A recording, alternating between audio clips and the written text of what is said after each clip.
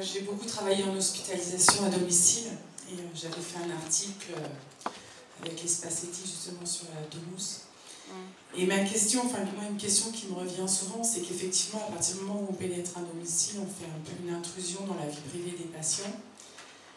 Et en fait, la question que je me pose souvent, enfin quand on sort du domicile, c'est qu'est-ce que je garde pour moi parce qu'elle me partage des choses de sa vie privée, et qu'est-ce que je redonne à l'équipe qui peut permettre de prendre une décision vis-à-vis de cette personne. Parce que souvent on est tout seul au domicile, enfin, en tant que soignant, et la personne, du fait qu'on a un peu pénétré sa vie privée, va nous confier des choses très personnelles. Et parfois, et ces choses-là, elles ne sont pas toujours à redire à l'équipe non plus. Et je trouve que ça, c'est toujours des questions. Enfin... Oui, je ne sais pas si j'ai une réponse à vous donner, vous avez répondu vous-même. Hein. Je crois qu'effectivement, on se retrouve dans ce dilemme, on rentre dans bien plus qu'un appartement. On rentre chez quelqu'un. Et c'est ce que j'ai pour habitude de dire, hein, quand on dit « chez moi, il y a moi ». Chez soi, il y a soi. Chez l'autre, il y a l'autre. Et donc, vous ne pouvez pas transmettre forcément tout ce qui va être de l'espace privé. Après, je comprends que vous soyez des fois dans la difficulté parce que c'est ce dont on parlait tout à l'heure. On vient en tant qu'observateur d'une vie privée et où on a à mesurer ce qui est encore possible de cette intimité, de cette vie privée, et ce qui devient dangereux, ce qui devient difficile à maintenir. Hein. On voit bien aussi combien cette question de l'enveloppe est importante quand un appartement commence à s'encombrer,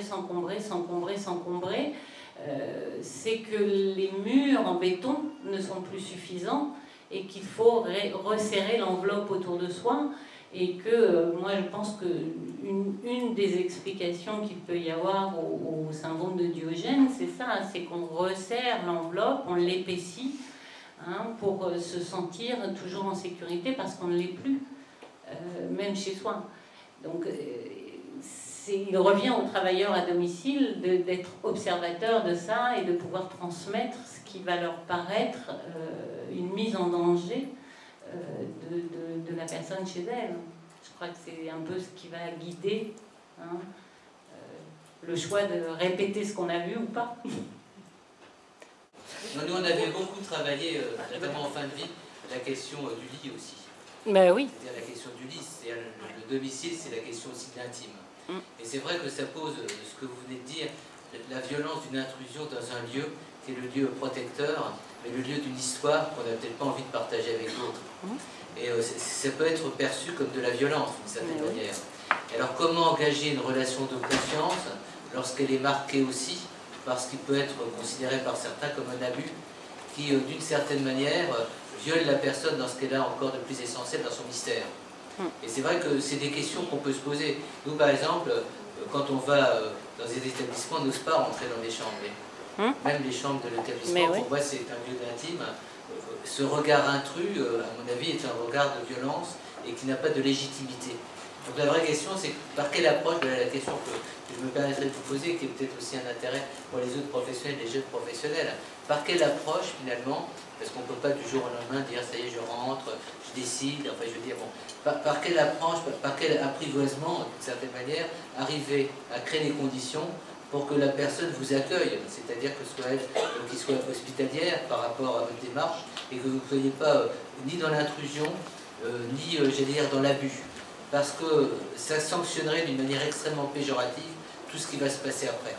Et deuxième point de ma question, qui est quelque chose qu'on avait vu avec, c'était les boîtes mémoire, souvenirs, c'est-à-dire comment, pour reconnaître une personne dans une institution, je ne sais pas si vous avez vu ces espèces de petites valises, on constitue une valise et on demande à la personne ce à quoi elle était attachée, à ses proches ce à quoi elle était attachée.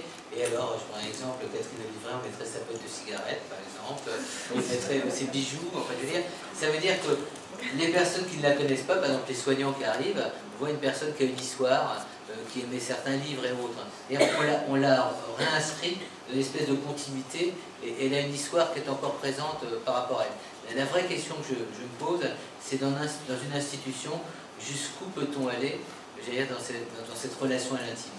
Quel type de limites doit-on mettre en place, et comment, quand la personne est si vulnérable à nos curiosités, et quelquefois des curiosités qui n'ont plus de justification? Ça fait beaucoup de questions, tout ça. Je crois que c'est vrai que le travail des travailleurs sociaux, des soignants qui vont au domicile, ou des auxiliaires de vie, des aides ménagères, est compliqué par cette question de l'ouverture ou pas de la porte.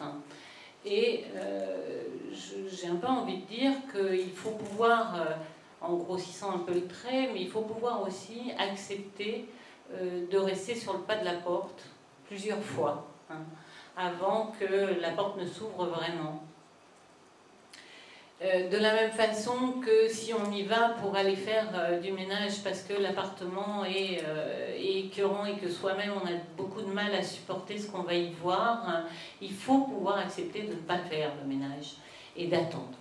Et de pouvoir y rentrer plusieurs fois, de pouvoir comprendre quelle est la fonction de cette saleté, c'est pour ça que je parlais des Diogènes, de ce qui entoure, avant de pouvoir commencer à y toucher et de pouvoir commencer à aider la personne à élargir un peu son horizon, son enveloppe, de façon à ce qu'elle vous fasse une place et qu'à ce moment-là, on peut lui faire entendre que il y a de la place pour un, mais il n'y a pas de la place pour deux, que peut-être on peut commencer à élargir un peu la place et que petit à petit, on va arriver à enlever des choses.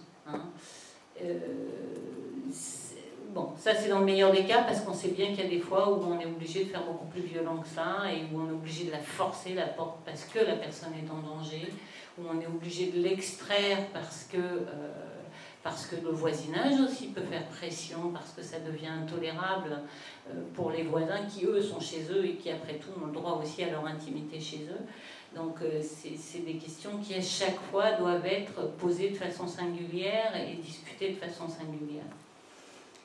Dans les établissements, je crois que c'est un réel problème parce que cette question de la chambre domicile est une question très compliquée et pour les soignants et pour les patients eux-mêmes.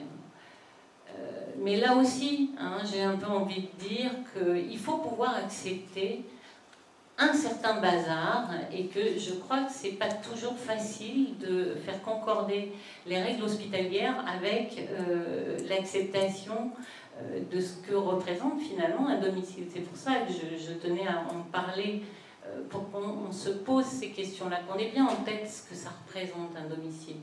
Mais après tout, une chambre d'hôpital, quand on est en long séjour, n'a pas à être forcément immaculé et sans un microbe, la bactérie qu'on voit au microscope qui traîne, parce que c'est chez les gens et que c'est effectivement leur faire violence que d'aller sans arrêt nettoyer derrière eux et passer derrière eux. Donc je crois qu'il faut pouvoir tolérer dans les limites, et là je crois qu'on revient sur la question de la citoyenneté, dans les limites de ce qui va provoquer de la gêne pour les autres.